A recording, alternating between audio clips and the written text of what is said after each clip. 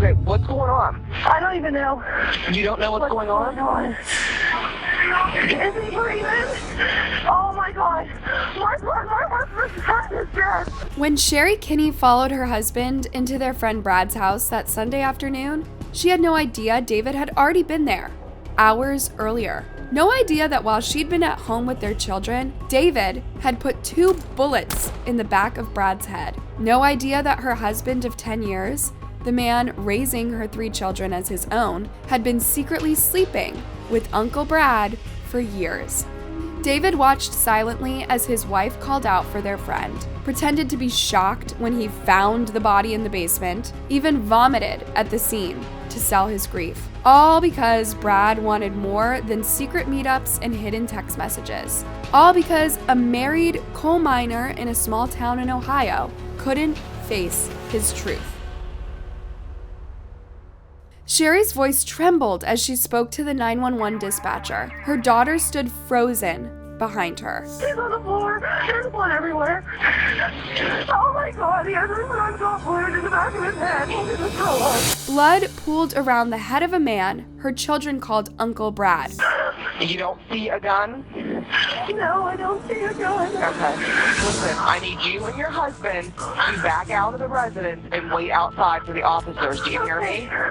All right. Behind her, David Kinney stood in silent shock, or what appeared to be shock, struggled to breathe, play the part of the devastated friend perfectly. I can't not believe that.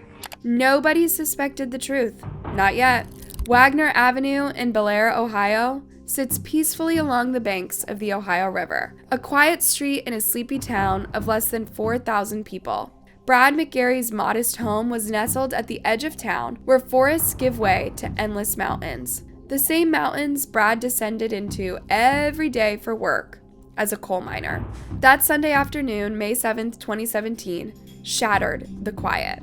Police arrived to find the Kinney family distraught outside Brad's home. David explained that they'd just stopped by to return a weed trimmer, found the door open, and walked in to discover chaos. Drawers pulled open, items scattered everywhere, and Brad lifeless in the basement. David kept rubbing his face, rolling his eyes, and sighing in disbelief. Oh, you guys 8, 9 years? Oh yeah. My kids call him Uncle. He's supposed to go to the Bahamas with us in August. Best buds, I think. Yeah, he's one of my best friends. This all sounded heartbreaking to every officer at the scene, but they knew what every seasoned officer does. You don't rule out suspects just because they're in tears at the crime scene. Officer Hank Martin was the first to enter the basement. His body camera captured what he saw. Brad McGarry lying face down, a pool of blood, a clear hole in the back of his head, no gun in sight. Brad McGarry's life wasn't easy. Growing up gay in conservative rural Ohio demanded courage. At 43, Brad had carved out his place in the world, first as a hairdresser, a career that brought joy but not financial stability, later as a coal miner, an unlikely pivot that meant better pay but entering hyper-masculine worlds where he would always stand out.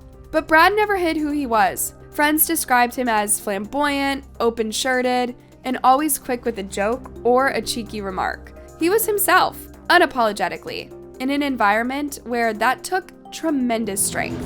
Born in the 1970s in Cambridge, Ohio, he grew up in a world that rarely made space for boys like him. Louisville, his childhood home, offered little sanctuary for a young gay man finding his way. As a teenager, he faced the typical cruelties, the slurs, the shoves, the exclusion. He studied cosmetology after high school. He found joy in making others feel beautiful. But a hairdresser's salary in rural Ohio couldn't sustain him. So Brad McGarry made a choice that stunned everyone who knew him. He would become a coal miner. The irony wasn't lost on him. The openly gay hairstylist descending into one of the most traditionally masculine environments imaginable. His friends warned him of harassment, violence, and rejection. But they underestimated Brad's courage and confidence. At Murray Energy, Brad rose to become a foreman and earned the respect of men who never imagined working alongside someone like him. By 2017, Brad had carved out a comfortable life. His little house on Wagner Avenue became his sanctuary, filled with rural-style art he collected, a basement hot tub, and spaces where he could finally exhale. After years of compromise and courage, he'd earned this peace. But something was missing. At 43, Brad wanted more than stolen affection or secret texts, more than being someone's secret shame. There had been relationships, Scotty Butler most recently, a toxic connection that Brad was happy to end. But before Scotty and during and after, there was always David. Always DJ. For 6 years, Brad and David carried on their affair. 6 years of meeting whenever David could slip away from his family. 6 years of promises that someday things would be different. 6 years of waiting for a man who could never fully be his. The relationship had evolved into something deeper than physical attraction. For Brad, at least, this was love. May 6, 2017 should have been just another Saturday. Brad attended a family wedding in a neighboring county. He spent the night at his mother's home, and the next morning, he had a big family brunch. Brad was unusually animated. His cousin, Tisha, noticed first. She asked about the mysterious texts, and Brad couldn't contain his excitement. He made a joke about, he said Tisha, which is one of the other cousins, calls it taking a nap.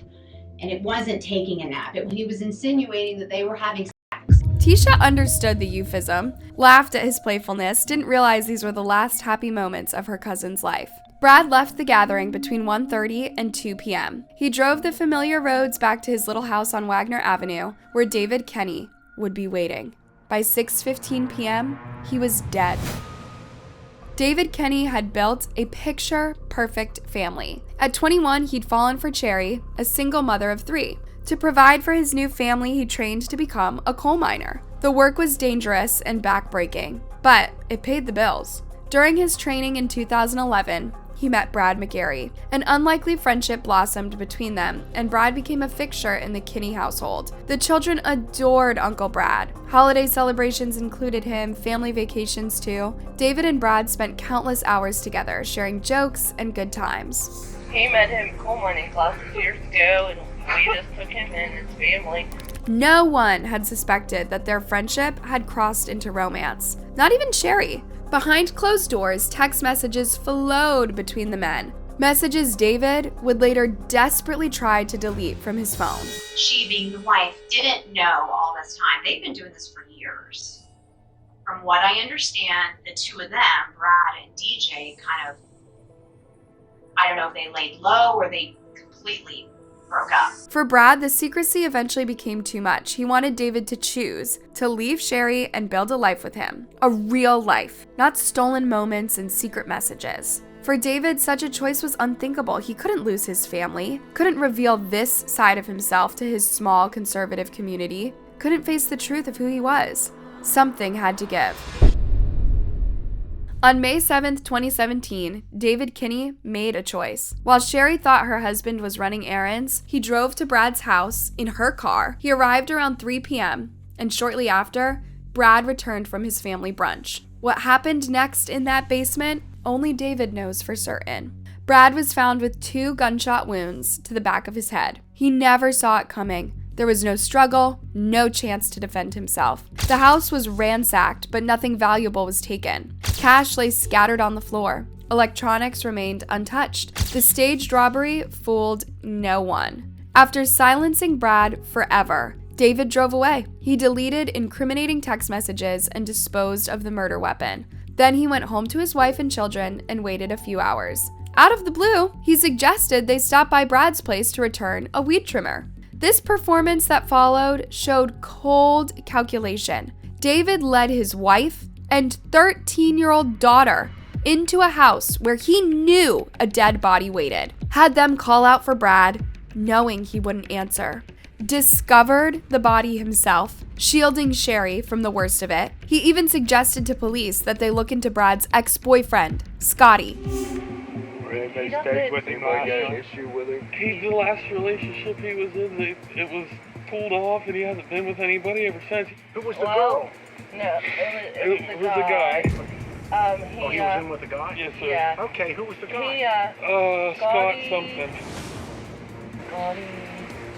Oh, man. Was there any bad blood there between them two? I think just the regular relationship, bickering and arguing. Yeah, you told us about him a couple times. Every word was calculated, and every action was practiced. When his body began to physically respond to the stress of his lies, vomiting, hyperventilating, it only added to his credibility of devastation. I'm trying not to freak out. I'm sorry. I can't not stop seeing that. I'm not supposed to see that, man. For a moment, it seemed like the perfect murder. 2 days after the murder, a crucial interview changed everything. He made a comment how this DJ guy, he was coming over. Brad's intent was it was romantic. Brad's cousin told detectives about DJ, Brad's married lover, who hadn't come out to his wife. The revelation stunned investigators. DJ was David Jr. Kinney. I guess they call him DJ or David Kinney. Really?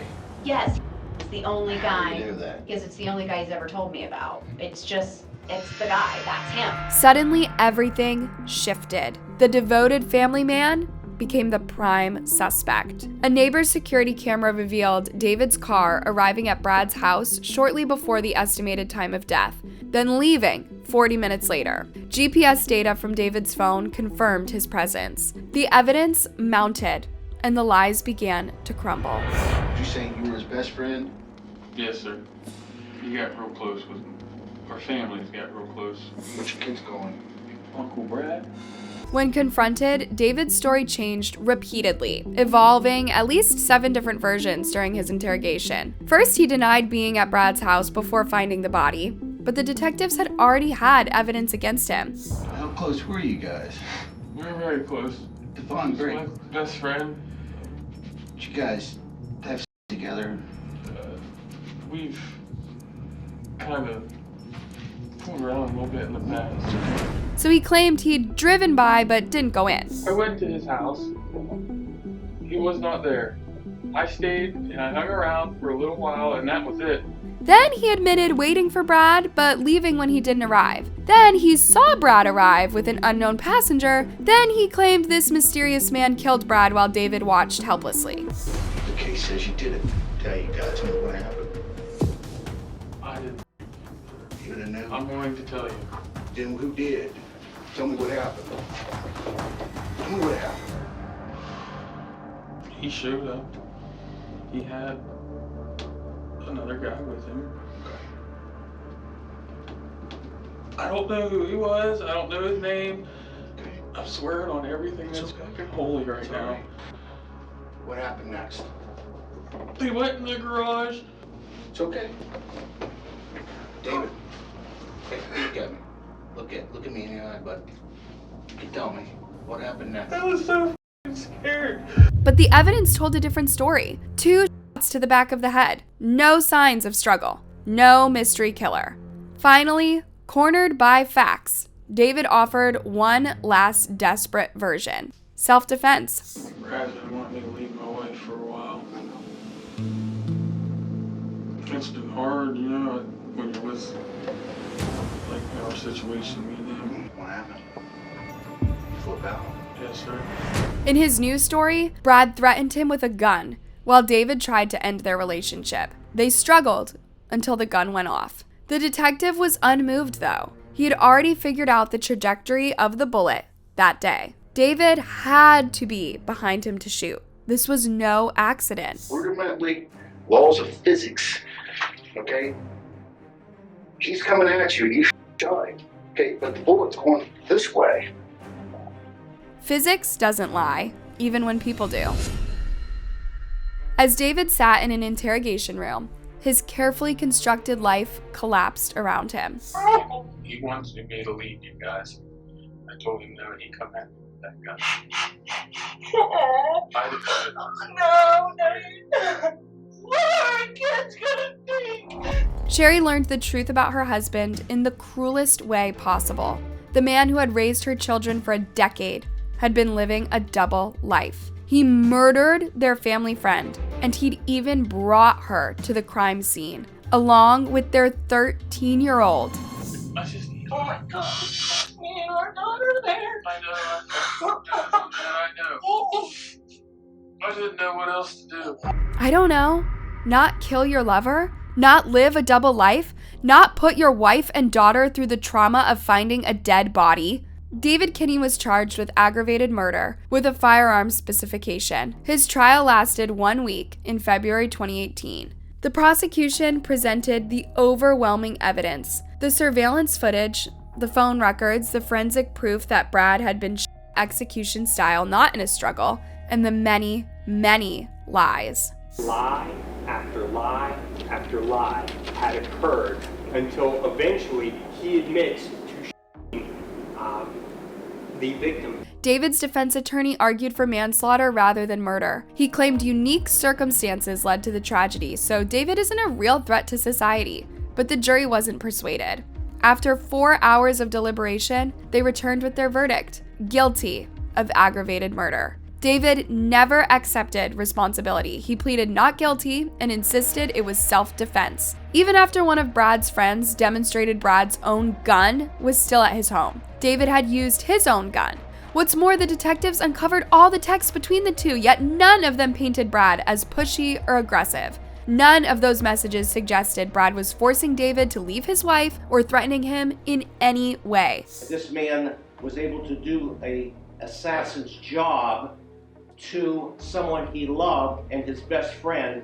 What could he do to his enemy or someone who opposed him? Exactly. David offered a brief apology before sentencing. I would like to apologize to the McGarry family for all the hurt and pain that I put you through, and for any of this to happen, or I wish I could take it all back.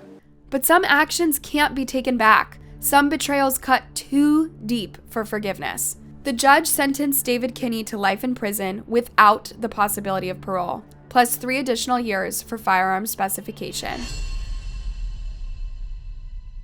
Today, David Kinney remains incarcerated at Belmont Correctional Institution in St. Clairsville, Ohio. His appeals have been denied. Brad McGarry's life ended at 43, cut short by the man he loved, a man who couldn't bear to live his truth. Brad's crime was wanting more, wanting honesty, wanting love without shadows and secrets. For this, he paid with his life. David's crime was cowardice, fear, the desperate need to preserve a facade at any cost. For this, he forfeited his freedom forever.